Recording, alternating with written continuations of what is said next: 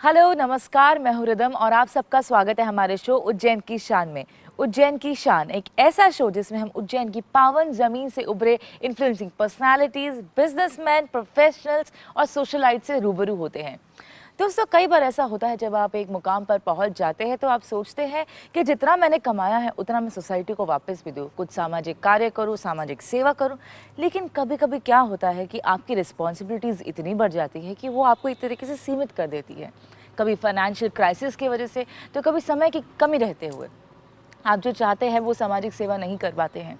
लेकिन आज जिस पर्सनालिटी से हम यहाँ मिलने जा रहे हैं, उन्होंने वक्त रहते अपने बिजनेस रिस्पॉन्सिबिलिटीज़ को बखूबी निभाया और साथ ही अपनी सामाजिक सेवा करके अपनी सारी एक अच्छे सिटीजन्स होने की रिस्पॉन्सिबिलिटीज़ को खूबसूरती से निभाया है। तो आइए उनसे रूबरू होते हैं। सुरेंद्र जी, अभी जैसे कि मैंने दर्शकों को बताया कि आप एक्स होटेलियर है, आपका बिजनेस था और अब आप फुल टाइम सोशल वर्कर हैं। तो एक बिजनेसमैन से लेकर एक सोशल वर्कर बनने तक का सफ़र, ये कैसा रहा आपके लिए? बचपन से ही गुरुद्वारे जाता था। जी। सेवा करने की भावना परिवार से मिली, धर्म जी। से मिली और इस शहर से मिली। महाकाल की नगरी है और यहाँ पर लगभग हर आदमी सेवा का महत्व समझता है और स्पेशली सिख पंथ में पैदा होने के बाद सेवा का महत्व को समझते हुए शुरू से ही मन था कि मैं सेवा की तरफ लगूं। सेवा बगैर पैसे के हो नहीं पाती, इसलिए पैसे कमाना भी आवश्यक था। जी। प्रयास ये रहा कि बजाय लोगों से मदद मांग के सेवा की जाए, जी। खुद से भी अपने पास से भी लोगों अपना धन लगा के भी सेवा करनी चाहिए। यही सोच बढ़ती गई। जी। आज से कुछ वर्ष पहले की घटना है। चामुंडा माता मंदिर के बाहर खड़े हुए थे मैं और मेरी पत्नी। जी। तो वहाँ जूते रखने को लेकर विवाद हो रहा था। अच्छा। वो जो रख रहे थे जूते, वो पैसे मांग रहे थे। वो रखने वाला पैसे देने से इनकार कर रहा था। तो मुझे ऐसा लगा नहीं, ये बहुत बुरी बात है। सेवा का कोई मूल्य नहीं होता और जी। अगर जी। मूल्य के साथ सेवा की जाएगी जी। तो उसका पुण्य प्राप्त नहीं होगा। तब से आज तक चामुंडा माता मंदिर के बाहर मैं और मेरी पत्नी, हमारे जितने फ्रेंड्स थे वो सब परिवार के लोग उस 9 दिन तक नवरात्रि में जूतों की सेवा करने लगे। अच्छा। धीरे धीरे धीरे आज तक निरंतर वो चालू है अरे वाह। और धीरे धीरे सेवा की तरफ टर्न अप होता गया। जी। करीब 40 वर्ष पूर्व से गुरुद्वारा श्री गुरु सिंह सभा उज्जैन का प्रेसिडेंट रहा, बन गया था मैं। जी। और जब मैं सबसे छोटी उम्र का प्रेसिडेंट था पूरे हिंदुस्तान के अंदर। क्या उम्र रही होगी तब? 30 साल करीब। 30 साल, यानी कि मैं मान के चलूँ आप फुल टाइम वर्क कर रहे होंगे उस वक्त और जी आप ये सब जी चीज़ें भी मैनेज जी। करते थे। अरे वाह। उससे पहले कॉलेज के इलेक्शन में मैं जीत गया तो लोगों को जी। लगा शायद ये गुरुद्वारा भी अच्छी तरीके से चला पाएगा। अच्छा। अच्छा। तो इस विश्वास के साथ उन्होंने जी। मेरे कंधों पे गुरुद्वारे की सेवा का दायित्व सौंप दिया। समय गुजरता चला गया और बिजनेस के साथ साथ सेवा की तरफ भी ध्यान जी। बराबर लगा रहा। जी। मेरी ऐसी मान्यता है कि सेवा का अवसर भी ईश्वर देता है, तब आदमी प्राप्त कर पाता है। बहुत सारे लोग विचार करते हैं लेकिन वो सेवा नहीं कर पाते हैं और जिस पर उस मालिक की करम हो जाता है, जी। निगाह हो जाती है, वाह। तेरी नजर नहीं तो किसी की नजर नहीं, और जिस पर नजर है तेरी वो सबकी नजर में है। अरे वाह। इसी प्रकार अगर आप सेवा का मन से सोचें और ईश्वर की अगर कृपा हो जाए तो सेवा मिल पाती है। क्या बात है, बहुत खूब। तो जब मैं आपसे ये जानना चाहूँगी कि जैसे हम जानते हैं कि आप एक बिजनेसमैन रह चुके हैं, तो आपके कुछ बिजनेस के बारे में बताइए कि आप किस फील्ड में वर्क करते थे, बिजनेस आपका क्या था? विभाजन के बाद मेरे पिताजी, मेरे दादाजी सब लोग उज्जैन आ गए। यहाँ पर आकर उन्होंने जलाऊ लकड़ी का व्यापार शुरू किया। मैंने भी वही किया। ईश्वर ने जब सुनी, ऐसा कहा जाता है कि होए जे दयाल ते दे है बुलाए के। ईश्वर को जब धन भी देना होता है तो बुला के देता है। ठीक उसी प्रकार ईश्वर ने सुनी। ईश्वर ने खूब सारे पैसे दिए। मैं सोचता हूँ कि ऐसा सोचा नहीं था उतने। फिर मुझे लगा कि शायद ईश्वर इसीलिए इतना प्रसन्न है कि मैं धार्मिक गतिविधियों की ओर बढ़ूं। गुरु नानक देव जी उज्जैन अपने जीवन काल के अंदर आए। बहुत दिन से ऐसा सोचना था कि अगर जीवन काल में यहाँ पर आए हैं तो कहाँ पर आए हैं। काफ़ी रिसर्च किया। फिर एक संत हैं जालंधर के, वो उज्जैन आए हुए थे। उन्होंने भी खूब कोशिश की, फिर हमने एक जगह ढूंढी जो आप कभी देखेंगे, ये गुरुद्वारा जो शिप्रा नदी के किनारे है यहाँ पर, इस जगह को ढूंढा गया और छोटा सा एक गुरुद्वारा वहाँ पे बना दिया गया। एसजीपीसी कमेटी के प्रेसिडेंट इंदौर आए हुए थे। एसजीपीसी से मेरा तात्पर्य स्वर्ण मंदिर अमृतसर से है। उस कमेटी के अध्यक्ष उज्जैन इंदौर आए हुए थे। मैंने जाके उनसे कहा कि इस प्रकार से गुरु नानक देव जी उज्जैन आए हैं और हमने जगह देखी है।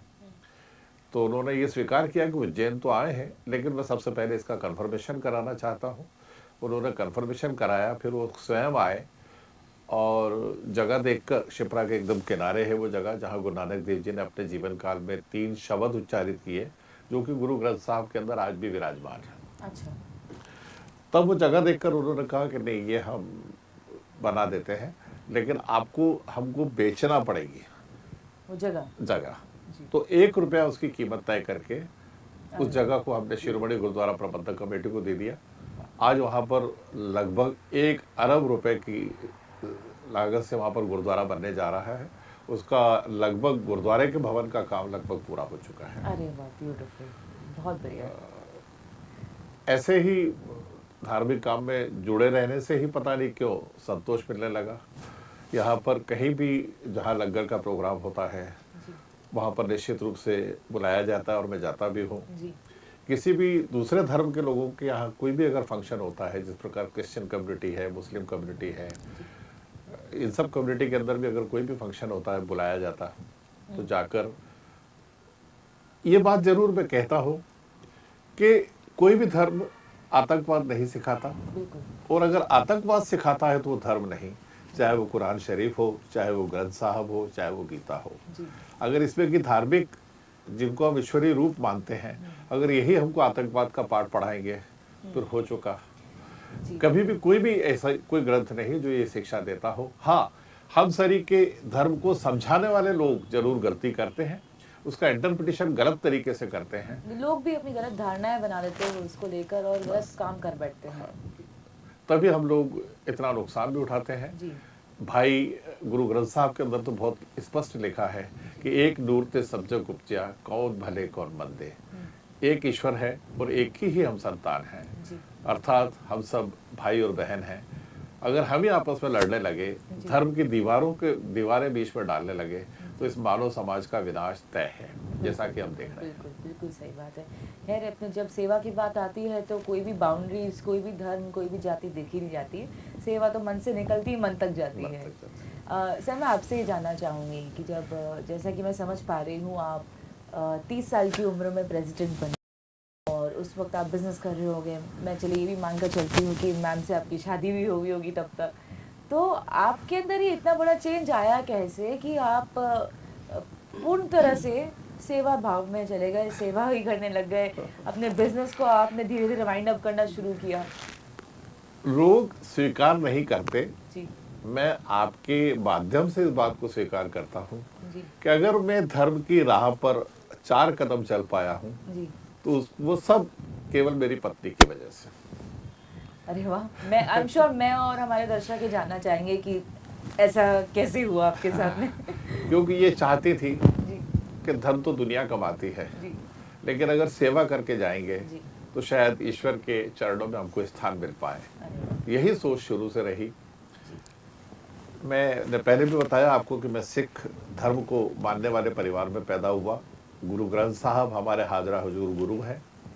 उसके अंदर बहुत स्पष्ट है कि किसी का दर्द अगर उधार मिल सकता हो तो जरूर लें।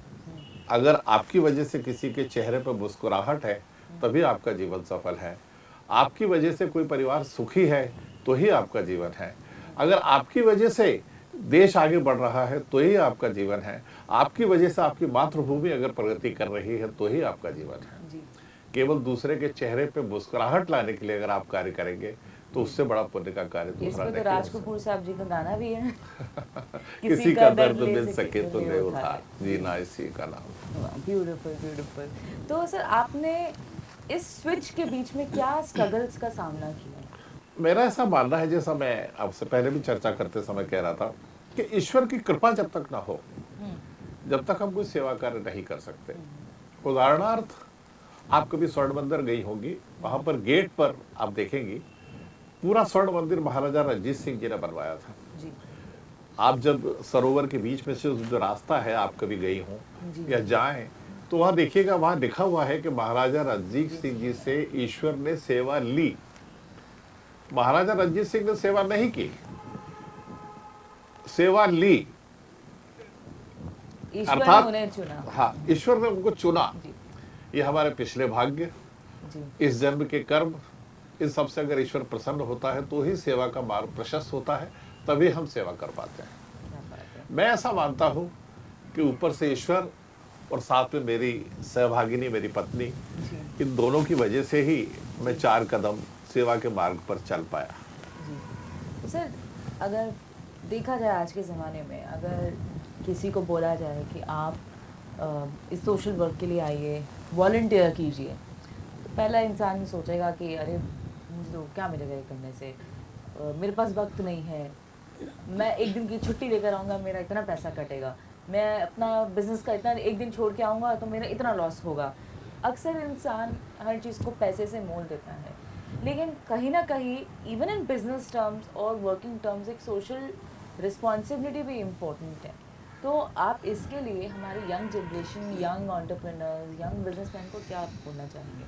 मैडम, पैसा खुदा तो नहीं है, लेकिन खुदा की कसम रुतबा खुदा से कम नहीं है। जी पैसा होना चाहिए आदमी के पास, आवश्यक है, सोशल स्टेटस आवश्यक है, लेकिन पैसे के साथ साथ लक्ष्मी कभी अकेले नहीं आती। जी अगर आपने आपके पैसों का सदुपयोग नहीं किया, आपने दूसरे गलत कामों के अंदर अगर अपना धन खर्च किया है, जी तो लक्ष्मी कभी अकेले नहीं आती। साथ में कोई ना कोई रोग, द्वेष दरिद्रता हमेशा साथ आता है। उन सबसे भी अगर आपने सेवा का मार्ग चुना है, तो निश्चित रूप से आप इन सब बुरे कामों से भी बचेंगे। और दुनिया आपको तभी तो याद रखेगी जब आप दुनिया के लिए कुछ करके गए होंगे। आज अगर हमारे गुरुओं ने या ईसा मसीह ने या रामचंद्र जी भगवान ने या सब धर्म के जो भी महान लोग हुए, अगर लोगों को कहीं याद किया है तो उनकी सेवा के लिए ही याद किया है। अगर केवल पैसे वाला ही अगर प्रमुख होता तो आज प्रधानमंत्री मोदी जी ना होते, कोई बहुत पैसे वाला होता। जी जी बिल्कुल बिल्कुल। मैं आपसे एक सवाल पूछना चाहूँगी जो सुनने में थोड़ा अटपटा है, लेकिन मेरे जहन में आ रहा था इसलिए मैं आपसे पूछ रही हूँ। जैसे कि आप एक्स होटलियर रह चुके हैं, जहाँ पर आप खाना खिलाते हैं लोगों को, उसके लिए पैसा चार्ज करते हैं। तो एक जगह जहाँ पर आप पैसा चार्ज करते थे, एक और बिजनेस करते थे, एंड यहाँ पर आप एक खुले हाथ से बांटते हैं, तो वो एक माइंडसेट टोटली आपका डिफरेंट हुआ, एक कॉन्ट्राडिक्टरी चेंज आया आपके अंदर। तो उसके बारे में आप क्या कहना चाहेंगे? देखिए मैडम, बिजनेस करना मैंने जैसे कहा आवश्यक है। जी उसमें अगर मेरा होटलिंग का बिजनेस था तो उसमें खाना खिला के पैसे लेना, ये भी एक आवश्यक था, लेकिन नेक कमाई होना चाहिए। जी उसके पीछे सोच ये थी, कभी भी लूट खसोट का बिजनेस नहीं किया। जी हमेशा गुरु नानक देव जी ने कहा है कि जो कमाई हो वो नेक हो, तभी आपका जीवन नेक होगा। और जहाँ तक आपने लंगर की बात कही, कभी किसी भूखे को 2 रोटी देकर उसकी आंखों के अंदर आप देखिए, आपको जितना संतोष मिलेगा ये बिल्कुल। उतना बहुत बड़ा बिल आपके पास होटल से आएगा तो भी नहीं मिलेगा। वो तो अमूल्य है बशर्ते कि आपकी देखने की भावना ऐसी होना चाहिए। आप अगर उसके दर्द के सहभागी बनेंगे तो निश्चित रूप से आपको ऐसा लगेगा मैं होटल का धंधा छोड़कर लंगर खोल दूं।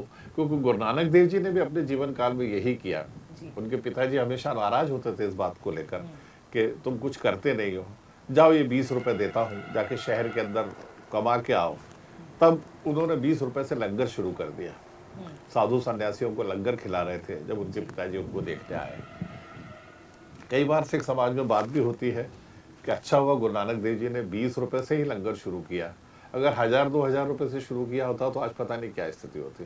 जी इसीलिए संतोष अपने दिल को तब मिलता है जी जब हम किसी का दर्द बांटते हैं, जी। किसी के चेहरे पे हंसी लाते हैं, और जब हम किसी की भूखी आत्मा को, चाहे एक कुत्ते को भी अगर हम रोटी डालते हैं तो हम देखते हैं कि वो 2 हिलाता है, अर्थात वो थैंक्स तो करता है। आदमी को भी जब खाना देते हैं, भूखे पेट रहता है और वो आता है और हम उसको अगर भोजन देकर उसकी आत्मा को तृप्ति मिलती है जी। तो निश्चित रूप से आशीर्वाद देता है। जी। और आशीर्वाद आपको मिलेंगे जब भी आपका जीवन सफल है। बिल्कुल, बिल्कुल। आशीर्वाद आपको मिलेंगे जब भी आप ईश्वर के घर में जाके, जिसको कि लोग स्वर्ग कहते हैं, आपने और मैंने देखा तो नहीं, नहीं। लेकिन लोग कहते हैं कि अच्छे कर्म से स्वर्ग मिलता है, वो तभी सेवा मिलेगा। आप करो, आपका स्वर्ग यही बन जाएगा, इतनी संतुष्टि मिल ही जाएगी, खुशी मिल ही जाएगी।